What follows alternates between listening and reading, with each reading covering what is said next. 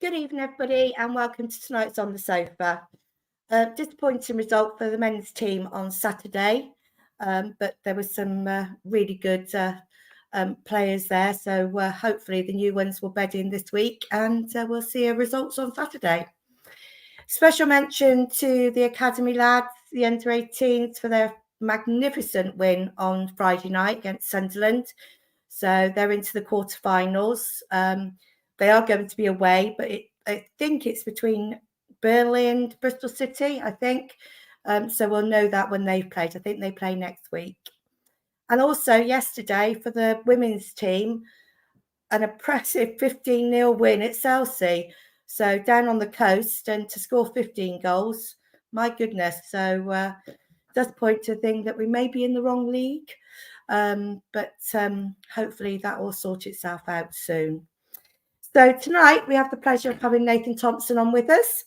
So let's get Vic on, and then we can introduce Nathan. Hi, Chris. Vic. How are you? I'm very well. I think okay? Bristol City and Burnley, I think, play Wednesday night with a bit of luck. So hopefully we'll know after that who the Academy team play in the next round. What a magnificent night that was, watching them on Friday evening, and well done to all concerned. It was a superb victory. SAS Travel tomorrow night from 7 o'clock. You can get in touch with them on the phone. There are last couple of Gillingham spaces available. That's next Tuesday, of course. So if you want to go to Gillingham, you've got a ticket already. They've got a couple of spaces left on the bus. And also they're starting a reserve list for the trip to Stockport, which is in a couple of weeks' time. So that's the news from SAS Travel tonight. Getting ready for a couple of long journeys to come in the next few weeks. Certainly are. Okay, so let's bring Nathan on. Good evening, Nathan. Good evening. Good evening, Chris. Good evening, Vic. Good evening. You okay? I'm good, thank you. Not too bad at all. Yourselves? Yeah, all good, thank you. Right, I'm going to leave you with Vic. If there's any questions, please leave them in the comments, and we will get through as many as we can. Okay, speak to you later. Thanks, Chris, very much indeed. Just before we get going, we ought to say congratulations to Martin Palmer, who's just been made the Chief Executive Officer of Swindon Supermarine. First time there's been a role like that. So well done, Martin. Congratulations for that. We mentioned the Academy, Nathan, just a little while ago. Of course, you are a product of the Swindon Town Youth System. So have you been following their progress? I mean, to get to the quarterfinals of the FA Youth Cup, that is some achievement, isn't it? It's remarkable. I mean, I spoke to Woody a couple of weeks ago and wished them all the best before their Man United game. But to come through that and then go up to Sunderland as well and progress through into the quarterfinals is incredible. And I said to them, it's something that you'll never forget. And I think back to sort of my experiences within the Youth Cup, and it was something I look back on very fondly. Some really, really good experiences, and the opportunity for those young lads to play at those sorts of stadiums is incredible. So fingers crossed for them in the next round, and hopefully they can really set some history for us. Absolutely. Beating Manchester United at home. I mean, that is about as good as it gets in youth football, isn't it? Without a shadow of a doubt. I think the name speaks for itself. But when you couple that with the fact that I think they were unbeaten, I believe, in their respective league, it really is credit to the what they're doing down there. Woody as well taking charge of that. I believe it was League Peacock before that. So credit to the young lads and to that coaching team. It's huge steps forward for them. Well, we'll ask about your time in the youth in just a little while. Daz says, evening, Nathan. And Stephen Trowbridge says, great to see Nathan at the county ground last week. And Daz has sent best wishes to the King. I don't know if you've heard the news tonight, but he's been diagnosed with a form of cancer. So obviously we pass on best news to him and anybody else who has that condition. And Paul Bowden was important to you, I think, in your youth career, Nathan, and you'll be aware that he's had treatment as well. We send his best wishes to him too. Yeah. Absolutely. So I managed to see. Sorry, Vic. I was just saying I managed to see Paul the other day, and to hear the story isn't nice at the moment. We're actually going through something similar with my dad at the moment, so I completely understand how tough that can be, and wishing them all. Fingers crossed for them all. Well, we wish your family well as well, obviously. Thank you. It goes without saying. Just to say, you are playing tomorrow night. Stevenage have a game, so we're very grateful that you're joining us tonight. But you've been in and out. Is that right recently? How's it been? Yeah, this is it. I was sent off up at Portsmouth at the turn of the year, and unfortunately, because of the games being cancelled and stuff like that, it's felt quite an elongated break. But I'm back to it tomorrow, hopefully, and we seem to be in good form. We've come into a bit of nice sort of green patch over the last couple of weeks, and that sort of business end is a very crowded and congested February. So if we're still in the mix come the end of February, then we should leave ourselves in a really strong position going into for the run-in. And how's the Nathan Louis Thompson chant going? Is it going there? Yeah, it gets a little bit of airtime now and again, which is nice to see. To have Lou back alongside me it's been huge. I've really enjoyed playing alongside him again. It's been quite some time since we were at Swindon together, and we've probably bumped into playing against each other a couple of times now on our travels at respective clubs. But to have him here, we're fortunate in that we commute together and we share a hotel room now and again and stuff like that. So it's nice to have him here, and to hear that song it's a nice feeling, that's for sure. Well, it was a great favourite of the town fans, of course. I've just had a message from Sean. He says, "Hi, Nathan. I also remember chatting to you and Louis and your dad and the Legends after games. Always pleased with how polite you both were. A credit to your parents. I remember you went to John Buchan School and followed in my footsteps as school football captain. So there you are." No, that's nice to hear. I remember Sean. Yeah, I was going back some time, that's for sure. You were born in Chester, so tell us how that all came about, because obviously you went through the Swindon youth system. What happened? No, so my dad was in the army, so we moved about quite a lot. I believe he was on tour, so Mum had moved back towards her parents who are in North Wales, and we sort of was there for a period of time. And then we moved about with different postings between Dover, Oxford, out in Germany for 5 years, and then on returning from Germany, we lived in Warminster, so about 45 minutes to an hour away from Swindon, and that's where they settled for the next sort of 15 years. So and that's how we sort of come about being at Swindon. I sort of signed there at 12 years old, and Lou followed in the footsteps at 8 or 9 years old. So it worked quite nicely, not being too far away from home at all in that sense. I watched something earlier on this afternoon. You said, what is your favourite or your earliest football memory? It was at a school in that O word that you've already mentioned, has an X after it. Is that right? Yes, that was it. Well, it was playing school, all going. We were waiting for Mum outside her office, and Dad would always take us to the park and just have a kickabout over there. So it's funny, it's gone full circle, because I've got my little one now, and he's trying to follow in the similar sort of footsteps, loves being out in the garden and just practicing shooting. So it's lovely to be able to replicate that in many sense. But yeah, going back all that time, it was Dad that would do his sort of the ferrying around and practicing with us, which was important in that. Did you ever, I mean, when you were doing that in the back garden, etc., did you think, well, I am going to be a professional footballer? Was that always your ambition? I think deep down, but you never truly believe it. I mean, we were fortunate in that when we went to Germany and played over there, they had quite a professional setup. We actually played for a team called Paderborn 07, as it would be here, who sort of flirted with Bundesliga and the division below.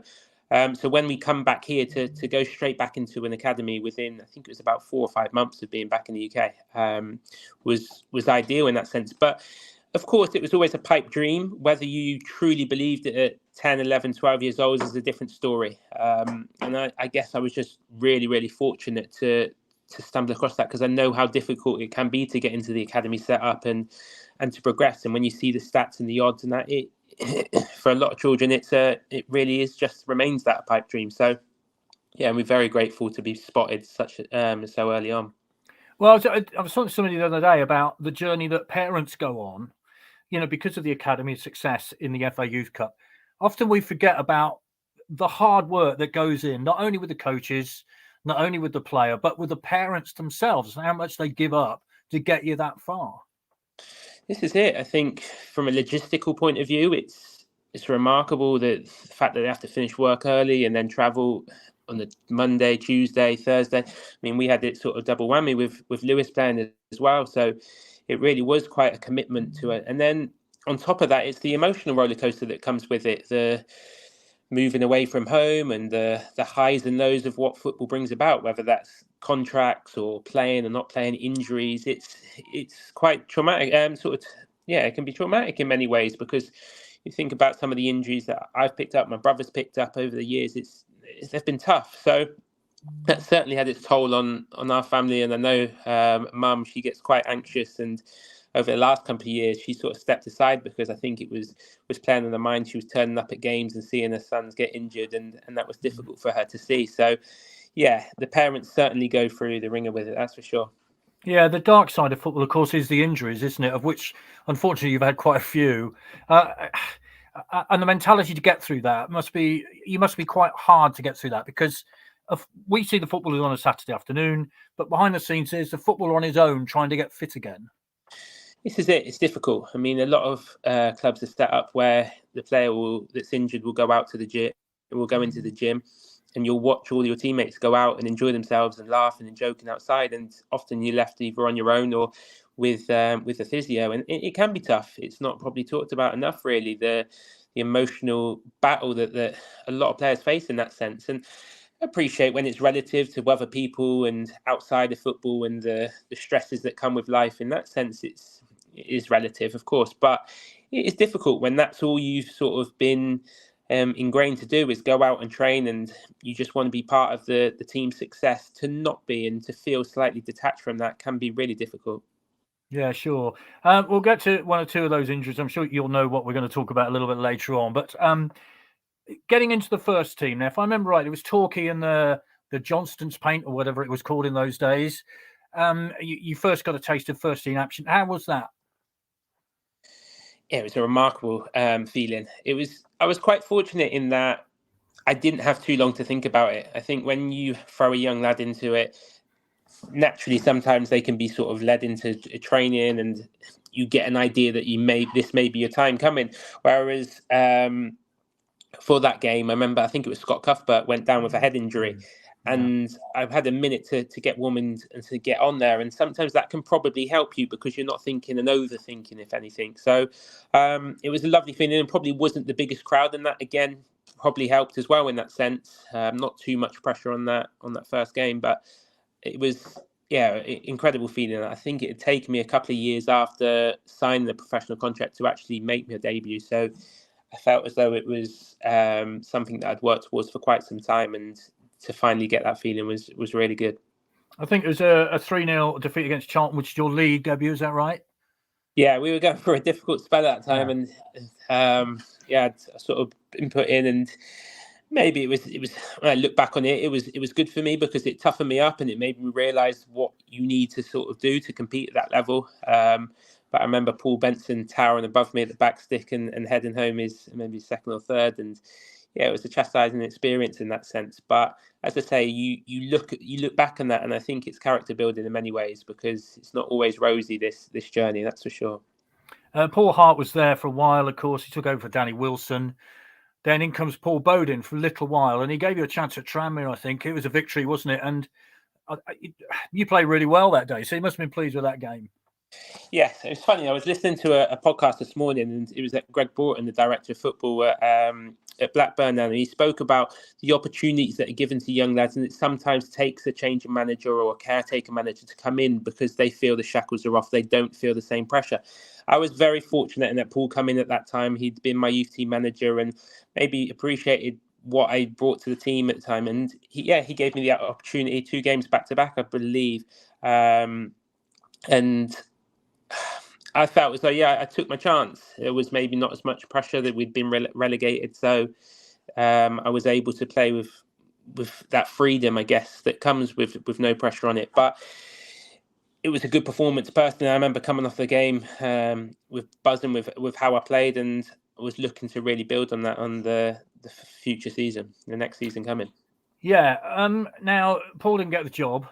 The club goes down to Division 4, as it seems to be an awful lot these days. And then a certain Italian comes in. Now, how was that experience for you? Because you talked to some players, it was brilliant.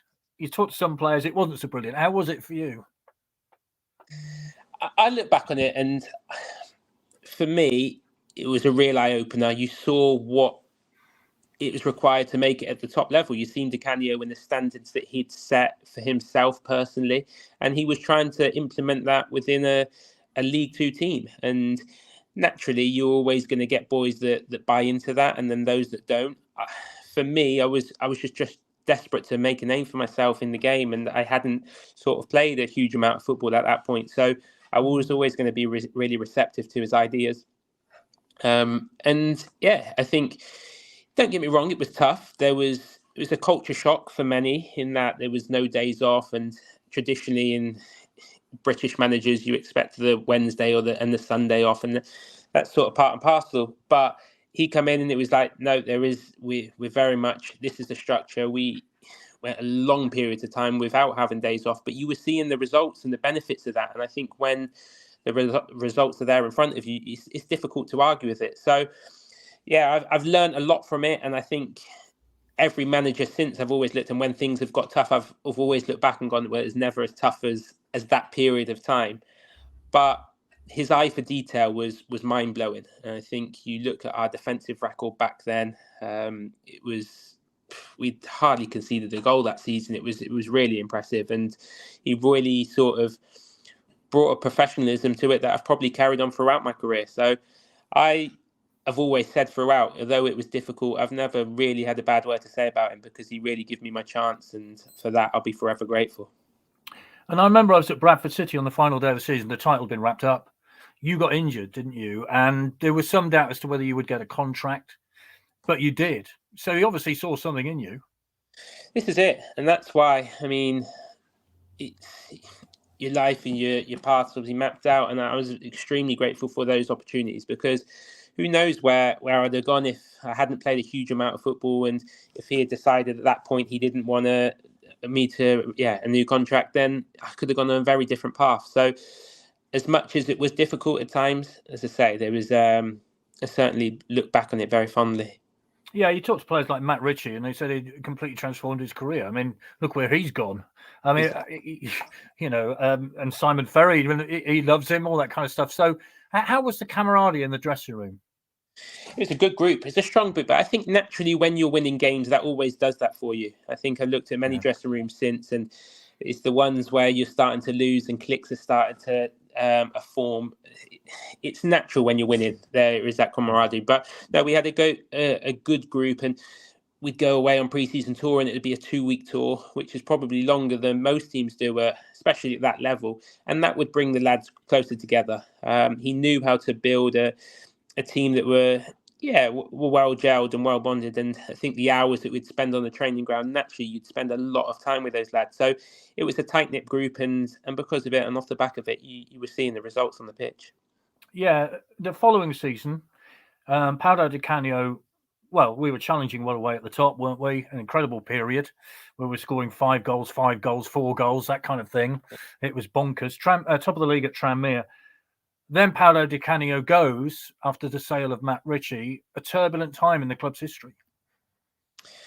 It was, and I think you always look back on that period and say, well, what if he was to stay? Would have we been promoted, and where would the club be now? It's I think over the last probably 10 years since that moment, there's plenty of moments where you look back on and say, what if in that sense. But I think once he left, there was possibly a slight relaxation, if everyone's honest. Everyone probably took their foot off the gas because they'd lived so professionally, so honest over that period, when you're not having someone crack the whip as much.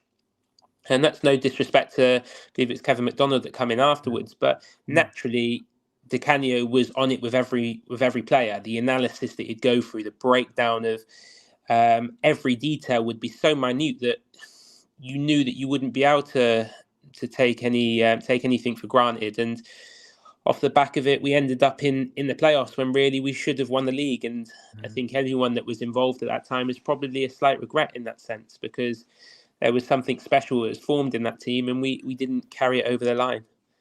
Yeah, if you look back at my Swindon watching career, which goes back many, many, many years, there are definite years, aren't there, which says that side should have gone up, that side should have gone up. And I think that side should have gone up, shouldn't it? I agree. I think we'll probably come on to it shortly, but that team, and then also the 2014-15 team, another one that got to play a final. It's two teams that I look back on and think it was more than capable of winning the league. And it is frustrating. Of course it is. From my perspective, it would be 2 additional promotions on your CV, which from a personal point of view is what you're striving for in this career. So yeah, it is disappointing. I think us all that were involved in that period of time would be disappointed that we didn't get that job done. Yeah, the playoffs, we will get to a certain final before long, but the playoffs for you, getting out of League One has been difficult to say the least, hasn't it? Honestly, it's been the bane of my life in many ways. I've been in so many playoff campaigns and not been able to get over the line. It's been really, really frustrating. I think, if I'm honest, that the fact that I'd got promoted at Peterborough is probably the only saving grace, because if I'd finished my career, I'm getting to the age now where you start to think of what comes next. And if I got to the age of 35, 36 and had no promotions, I really would have looked on with a real tinge of regret, if I'm truthfully honest. Sure. I mean, obviously now we get to that semi-final against Brentford, which for those of us who were there, got back to 3-3 with Aidan Flint's towering header, lost out on penalties. Kevin McDonald was there briefly in the summer and then decided to go right at the start of the next season. So even more upset in terms of who's manager, all that kind of thing. It was strange. I remember turning up at Forest Green and expecting, it was a pre-season game, and expecting him to take that, and I believe it was Mark Cooper in the end that took the game. It was strange. It was turbulent in many ways, and at times that can be slightly unsettling. But in fairness, Mark had very similar sort of mindset to Kevin, in that he was very trusting of young players coming in and was happy to bed them in. We had a group that, again, he was building, that was capable of challenging, and that was in pre-season. So it's not as though it was in the middle of the season you were having to navigate another new manager in the middle of the season. So yeah, I think it was a strange time, but something that you can see over the next 2 years we were able to develop a really sort of good quality squad in that sense. Yeah, I was going to say Mark Cooper takes over, of course, and Massimo Luongo, people like that come in. I mean, that, we go on about sides that should have gone up, that side should have gone up, shouldn't it? I mean, some great players in that team and some wonderful football too. Incredible footballers, I think, and you see what they've gone on to achieve since, and the fact they've played in the Championship and for sustained periods of time as well. It was a really good group, and when you talk about camaraderie, again, because we were being successful, but naturally even the age range of the players was probably even more closer in this group of lads. You had lads that had come in from Tottenham and shared many experiences in that sense, but they embedded into the team really well, and it was a really strong knit group. And then the philosophy that we played was very unique in many ways, and I think, if I'm honest, it was probably slightly ahead of its time in many sense, because you look now and see the way teams play now and set up now. I think obviously Pep's style of philosophy has sort of inspired a lot of coaches and managers. But I think back to Luke and Mark and what they were doing at that time, it was way ahead of that sort of curve in that sense. So yeah, we had a good group and a really disappointing end to such a fabulous season, if I'm truthfully honest. Yeah, because you right back and then centre of defence. I mean, how easy a transition was that for you? Because you're in you're the back of a back three, if you like, weren't you? Yeah, if I'm honest, I remember we were going over sort of tactics and shape and formations and that on a pre-season tour in Portugal, and Luke sort of said to me, he was like, "I think this could be a position that could work really well for you." And if I'm truthful, I was quite dismissive of it. I hadn't ever sort of played in that position before. I didn't think I was tall enough to play centre half, and I didn't really know what to expect. And then he was like, "Oh, by the way, we're going to be playing out from the goalkeeper. We're going to be doing 1-2s into the midfield and stuff like this." And I was like, "Well, it's never going to work." And I remember having this conversation, and he knows it, and he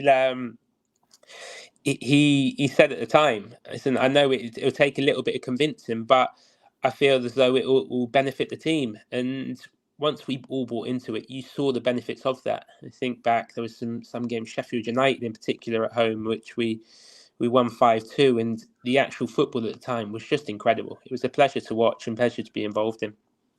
Yeah, it was particularly excellent. I remember a snowy day at Walsall, 4-1 on Boxing Day. Yeah, and you look back on games like that and you think, boy, that was as good as it gets, really. The football that we're seeing here is probably as good as it gets. I mean, is that how it felt to play in? Definitely. I think it, even to the fans to an extent, I remember I was doing the captain's notes at the time, and I spent a lot of the time sort of really trying to articulate how we were trying to play. And because it could take a little bit of convincing, going back and playing through the back line and coming back out the side. And naturally, everyone's grown up expecting the ball to go forward at every opportunity, and it does take a little bit of winning over. But I think the results ended up speaking for themselves. We were able to churn out long winning runs, and with a young team, when you look at it, it was a very young team. So I said credit to the manager at the time. It was a bold move, a brave move to play like that.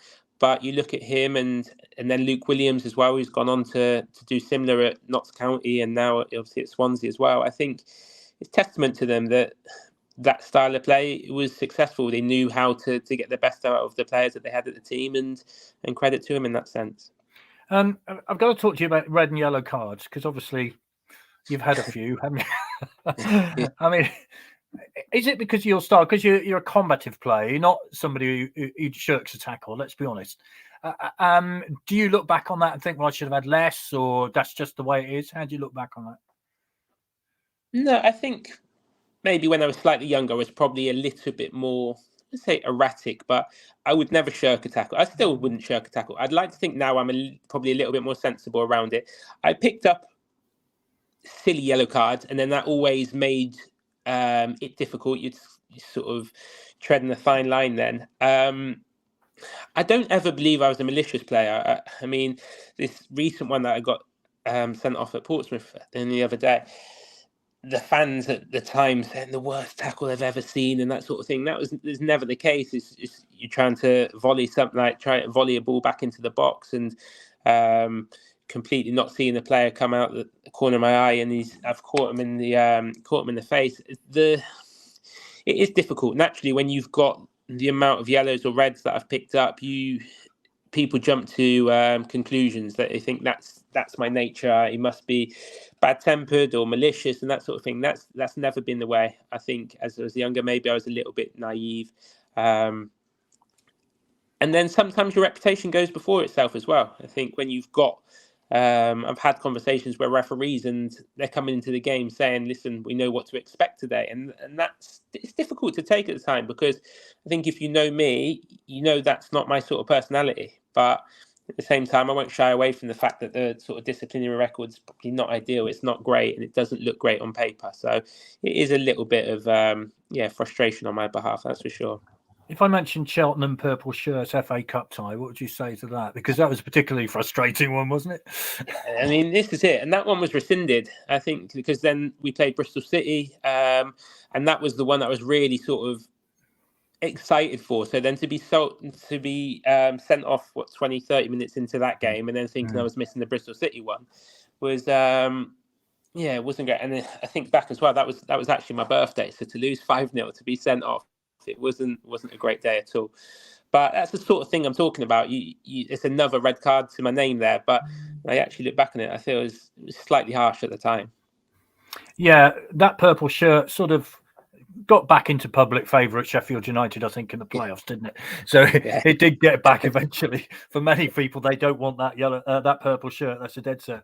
Talk about that Bristol City game and that moment, because it's an iconic photograph of you, of course, in front of the Bristol City fans. Just take us through that moment. You know what? Strangely, it's funny. I was just watching TV then, and Jamie Carragher come in for Merton Odegaard for over-celebrated. And that was the kind of thing that we got thrown at us after that game, that we over-celebrated with won the league in November, and then the fact we ended up in the playoffs, it was to their satisfaction big time. So it was a strange one. I remember Wes walking towards me, and it was a big result over local rivals, and also two teams that are going for the top of the table at that moment in time. It wasn't meant to be sort of insightful to them by any stretch. He was coming. The photo doesn't have Wes in it, so it just looks purely as though I'm jumping and celebrating in front of him. And I remember at that point it going viral when I got home, and people were sending me messages saying, listen, your name's trending and all this sort of things. Twitter was quite big at the time, and it was mad. Like the amount of abuse I took from Bristol because of it was crazy. So I don't ever really regret things in life, but naturally it's probably not I certainly wouldn't be advising anyone to be doing similar in the future, just simply because it can incite. Remember, the police had to get involved because they believed that I was possibly inciting a riot and all sorts. So he got a little bit carried away, to say the least. Well, I can say as a Swindon fan, we loved it, if that's all right for you. We quite enjoyed that moment. And if I remember appreciate that. Thank you. Portsmouth as well. Didn't you sort of celebrate rather wildly against that team that plays in yellow once, I seem to remember, beginning with O and with an X in it? Yeah. That one, again, it was on TV. They missed the penalty, and I sort of said it. Me and him had been having a little bit of a disagreement or whatever throughout the game, and then naturally, you always try to play mind games with the penalty takers. Say, "Oh, keeper knows where you're going," and this sort of thing. And it's just the sort of dark arts, I guess. On him missing the penalty, I sort of celebrated. I just get in there, and off the back of that, he was obviously disappointed and slapped me around the face for it. Maybe it was just deserved, but the referee had seen the slap directly, and it was directly in front of him, and he ended up getting sent off. So the two together, it ended up going to the Sky cameras were there on the day, and it got blown again. It got blown up, and as much as Swindon fans love that, Oxford fans were going mad for it and kicking off again. So, yeah, I don't think I'm welcoming Bristol or Oxford anytime soon. That's for sure.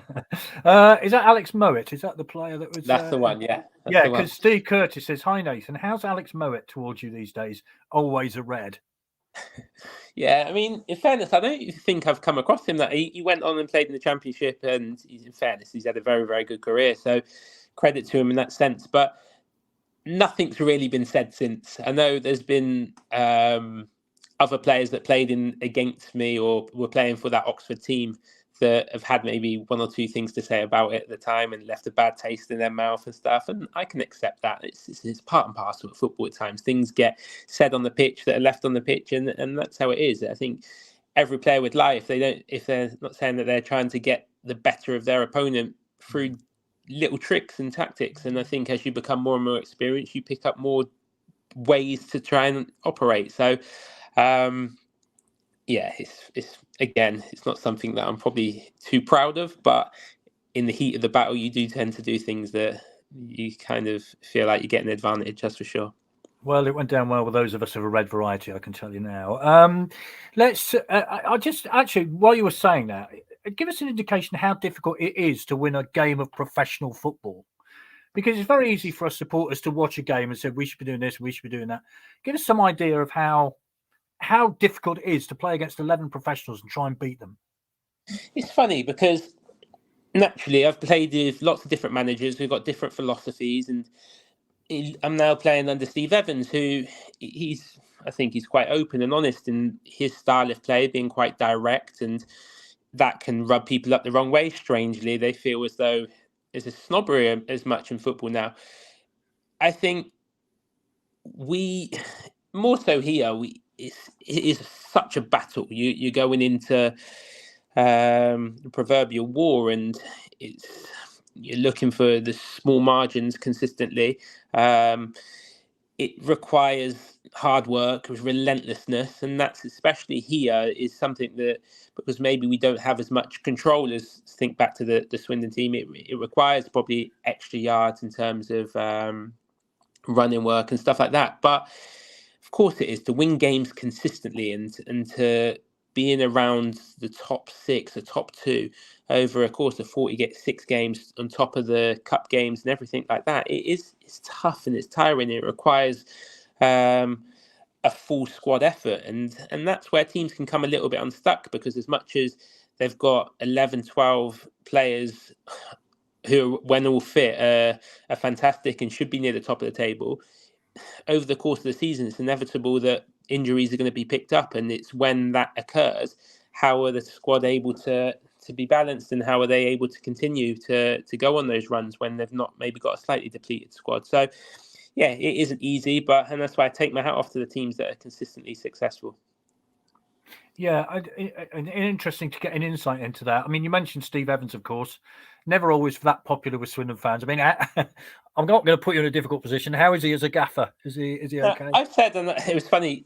We had, I believe it's Football Focus, or come in a couple of months back, and they said how it asked me the same question. I said Monday to Friday, good as gold. On the Saturday, he's a different person, but that's only because he's a winner. And you see, as I said just then, people display traits when they're being competitive and ultra competitive and they're desperate to win. You see traits that it does rub people up the wrong way, but that's not out of malice. That's purely because they're trying to achieve their goal. And his goal this season was to again push the club as high as they could if they in around the playoff spots, and credit to him, he's always been successful in that sense. So no, it's changed my sort of opinion slightly on what is successful in football. I probably had that same snobbery coming in before I come to Stevenage, just this is the way football should be played. But when I look at it, why should it be played like that? Everyone's got their own idea and their own take on it, and if that's what makes you successful, then why shouldn't you stick to that? I think the problem comes when managers try to change tactics slightly because they feel certain things are not working and they don't stick to their principles, and that can confuse players, and you can end up becoming slightly stuck between a rock and a hard place in that sense. Sure. I mean, judged on results. It's that simple, really, isn't it?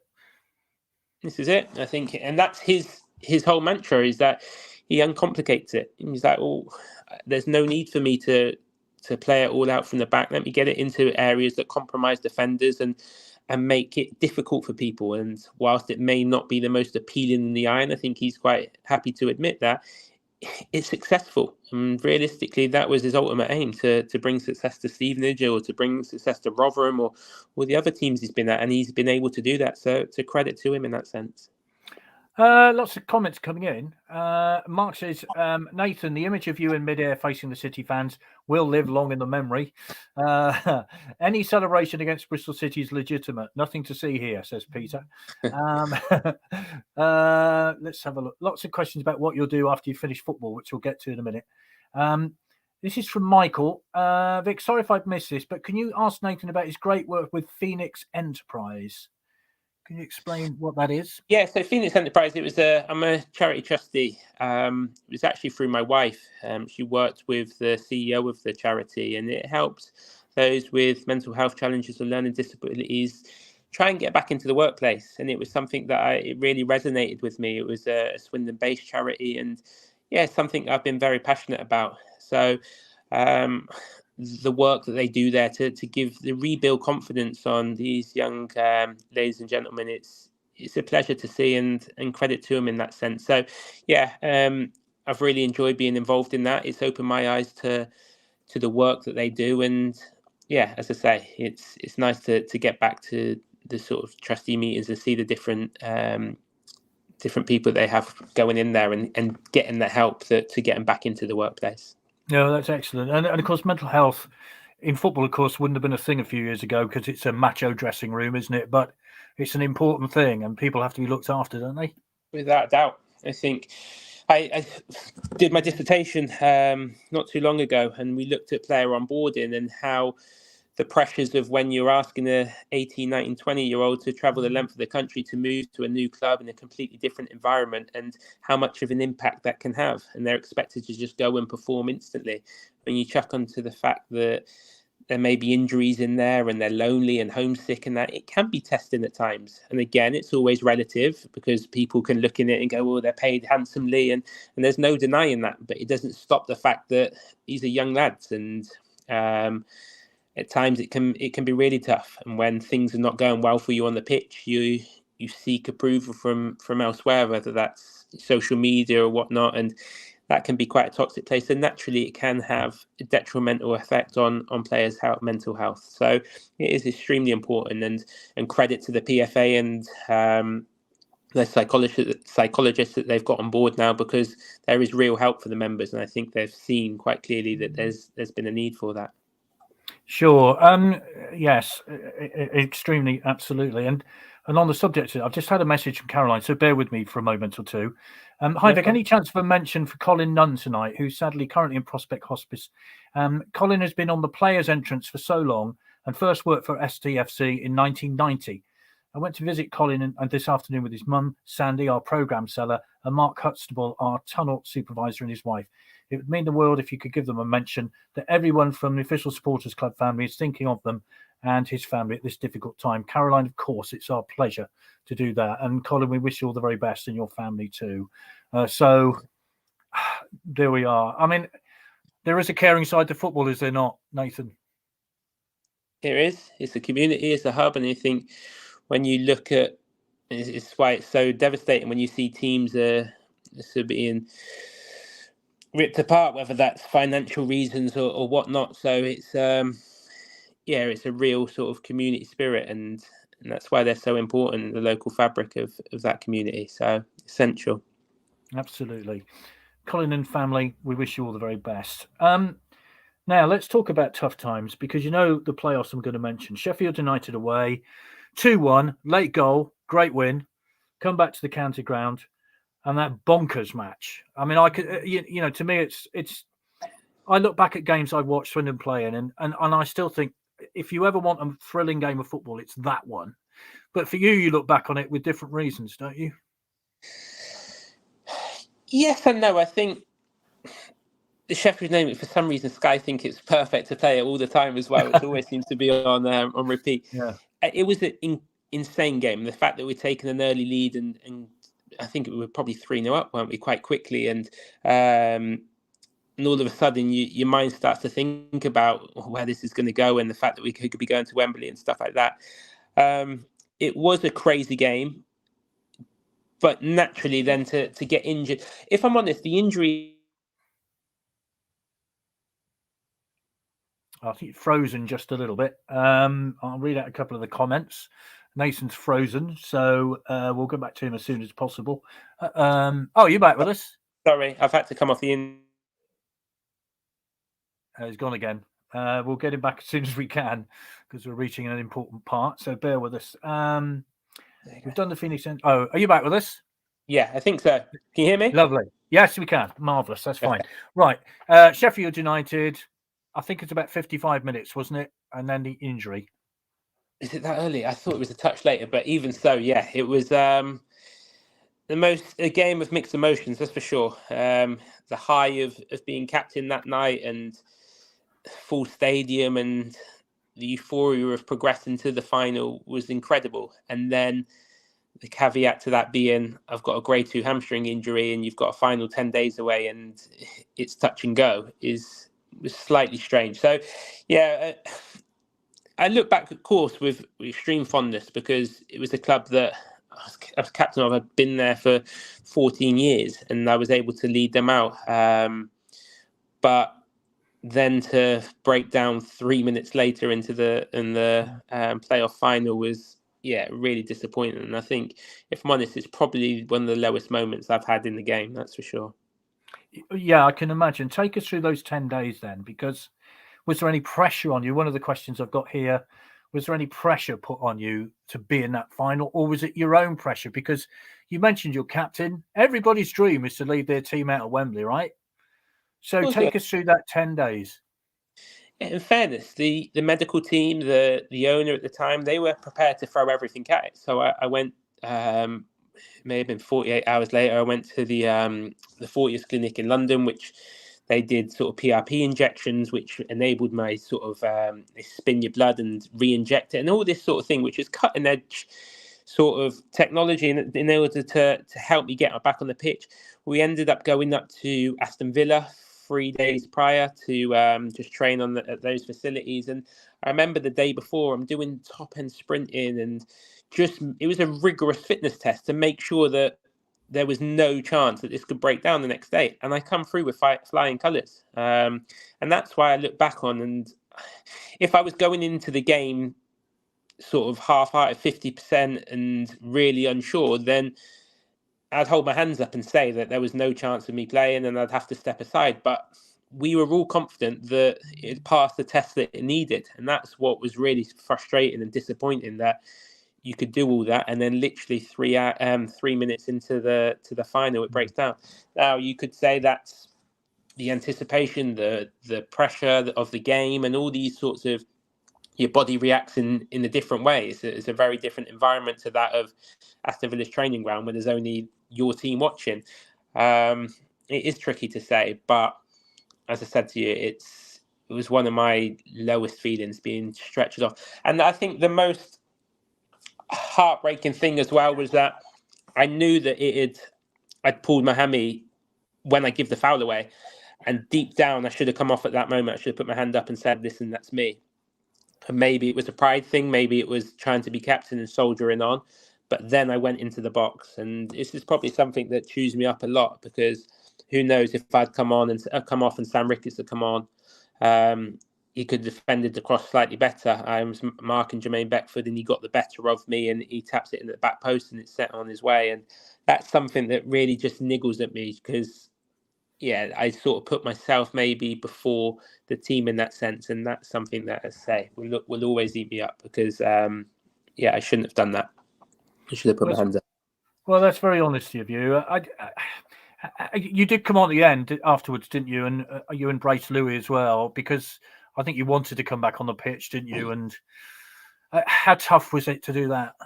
Yeah, it was. I mean, you'd worked all your life, or that season in particular, to get to that moment, and then for it to be just sort of the rug to be pulled from underneath you. And then at the same time, Lou had been sold in the start of the season and loaned back to us, so I didn't know if I was going to be playing again with him. And as I said, the group was such a good group, but it was built on a lot of loans and players that were naturally going to be sold on. So as much as there was such good camaraderie, I didn't know what the squad would look like the following season. So all of those emotions sort of rolled into one, made it quite an emotional 24 hours, to say the least. And I remember just as the photo, I think I'm on the crutches and me and Lou were both crying, and it wasn't the nicest of feelings, that's for sure. The upside, let's talk about being made captain then, because that's a great honour at any football club, isn't it, to be the captain of your club? How did you feel when that honour was bestowed upon you? Yeah, it was massive. I think I took it off Darren Ward. Mark Cooper had given it me at Bristol City, and it was a huge honour. It was the first time at any club I'd been captain. So,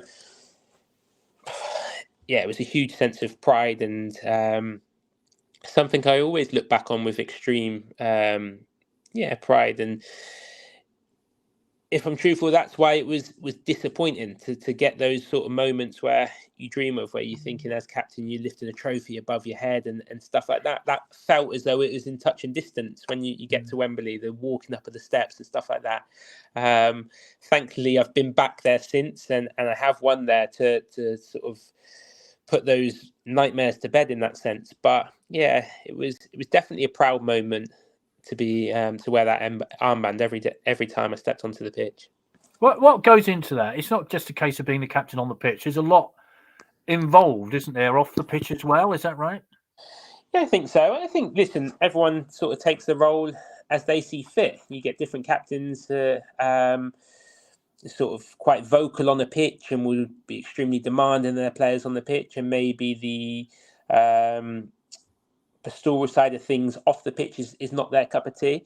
I probably am not the most vocal. I try to lead by example in terms of my performances and that sort of thing. But then I probably take a little bit more pride in ensuring that everyone's feeling all right around the place. As I say, it can be quite an emotional roller coaster being involved in football. So I took that role very seriously, in making sure that the gaffer's eyes and ears to a certain extent, but at the same time you can be confident for those lads that are going through difficult periods, and that's probably the part of it that I took most pride in. Because often we think, well, footballers just get out there and play, but they're human beings, for goodness sake, and you don't know what's going on in a footballer's life, do you? And just little things like we all go through, family problems, all that kind of stuff, can make such a difference to a Saturday afternoon. Huge, without a shadow of a doubt. And as I said to you earlier on, in terms of what we're going through, me and Lou, and with my dad at the moment in time, you know how much of a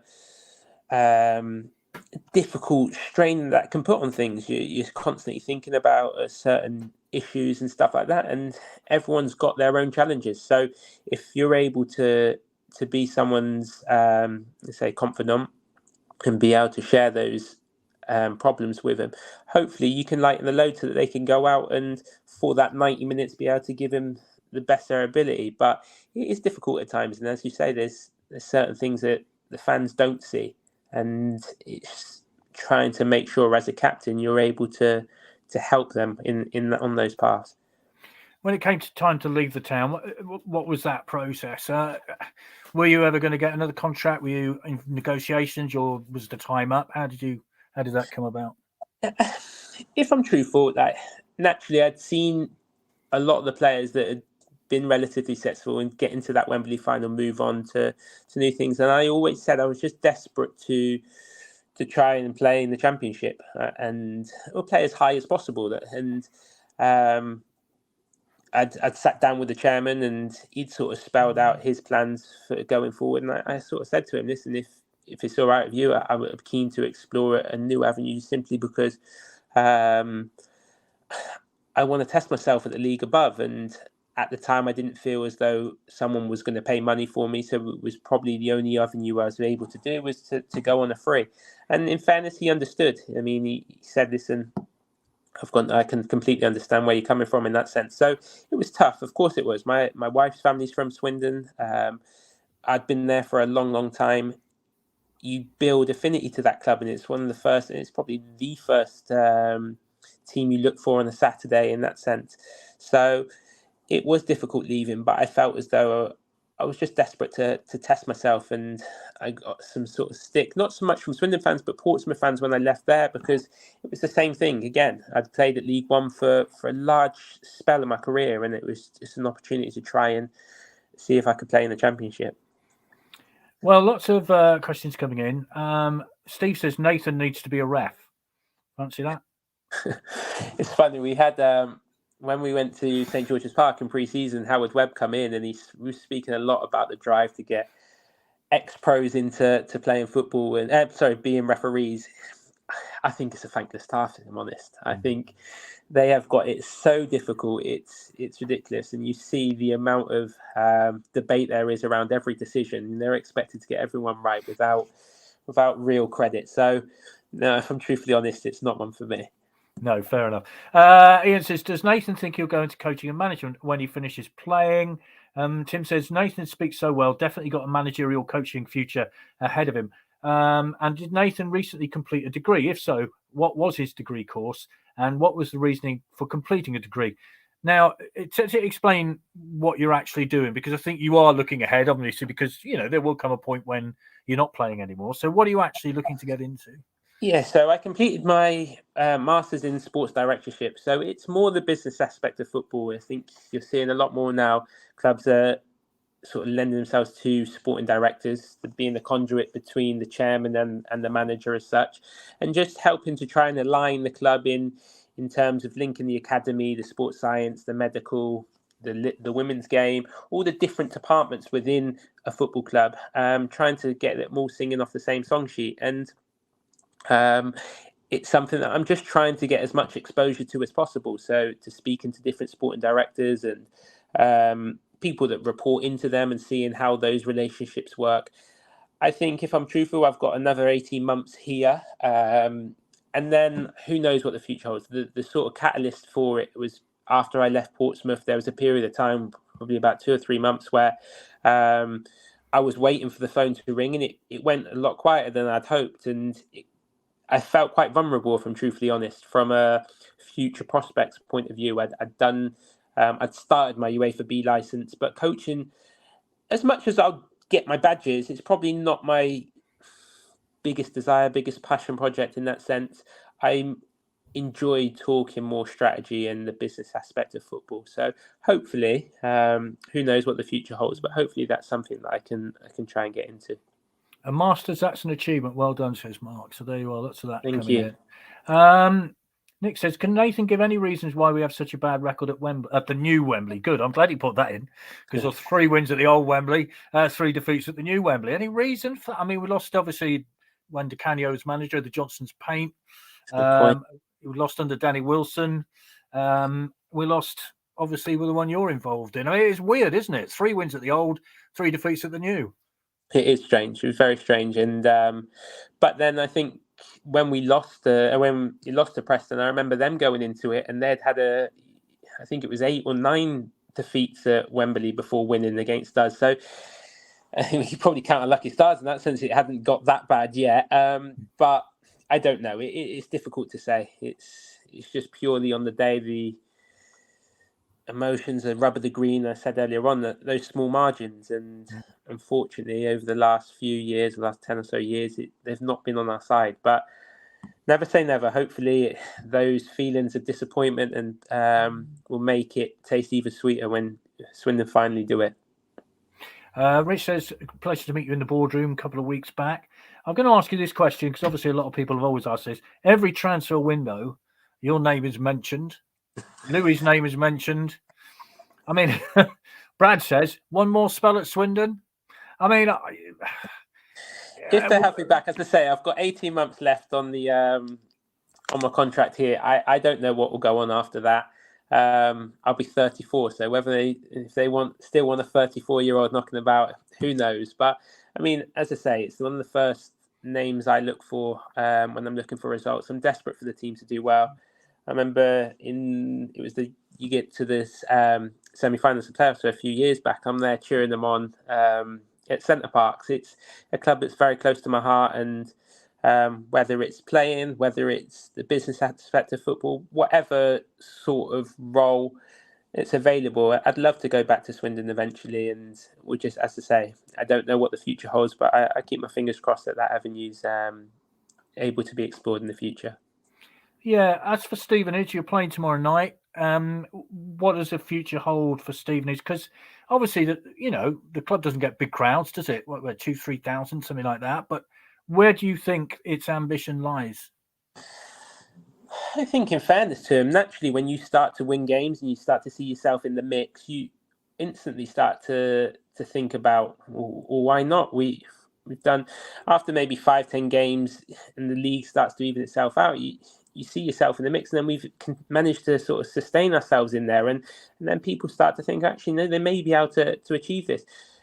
Clubs similar size to Stevenage have got promoted to the championships. There's no reason why they can't. It's just ensuring that the lads continue to believe in themselves. I think when you see these big clubs turn up and play, they come with a swagger because they're expected to go and get promotion, and deep down they feel, well, it's a given. Then we will get it in that sense. Whereas when you're at a Stevenage, maybe naturally there's not maybe the same self-confidence in that sense. But over now, nearly 30 games, we're in the top 6 with games in hand and stuff like that. There's no reason why we can't. So we'll still, typical cliche, but we'll still take it as each game as it comes. But there's no reason, as I say, why we can't get into the playoffs or into that automatic spot.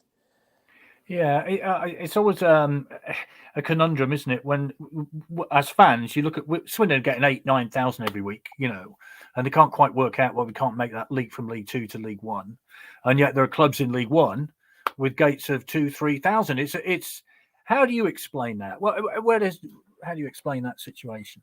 I think it comes from, realistically, it's around recruitment. You're making sure that you get the right team on the pitch. You look at the season that Swindon got to the playoffs, it just seemed to click that year. And you had a manager at the time that was played his certain style of football and his philosophy. The boys bought into that perfectly, and there seemed to be that real alignment that season. Naturally, off the back of some success, you are going to lose players, and it's having a contingency plan in place so that when you lose, you're able to replace and continue on that upward trajectory.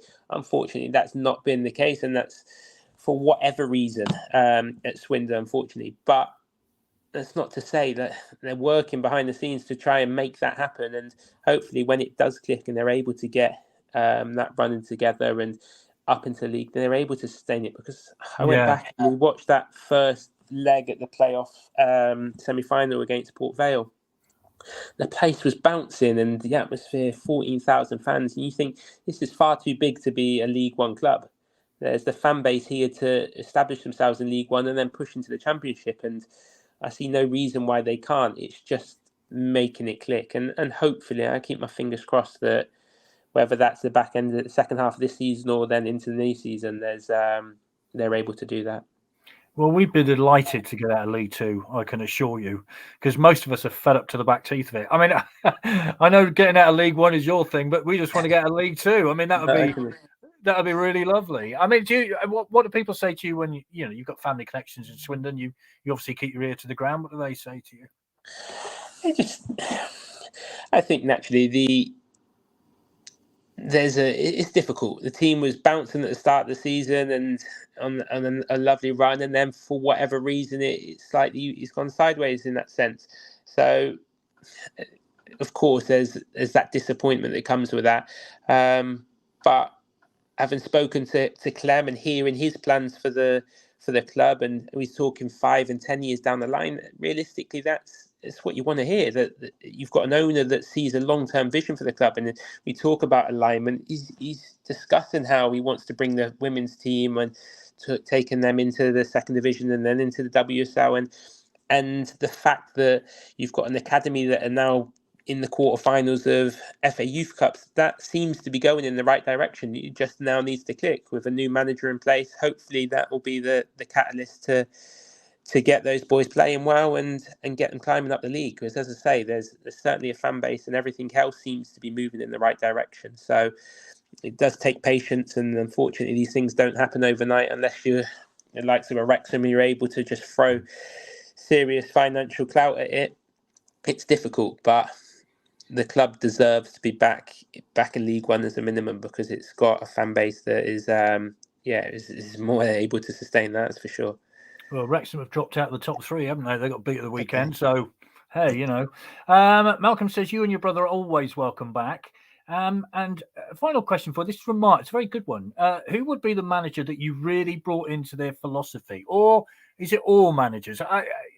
Because all managers, as you said before, have a different philosophy. Which was the one where you think, yeah, that was the one I really enjoyed? I think from an enjoyment point of view, it was probably the Luke Williams era, Mark Cooper, Luke Williams era, that playoff season, simply because it completely changed my mindset around how football can be played. Naturally, when you're turning up at stadiums and the pitch is all bobbly, and you can see your style of play in the Premier League, but you don't feel that will be able to be replicated as you come down the levels.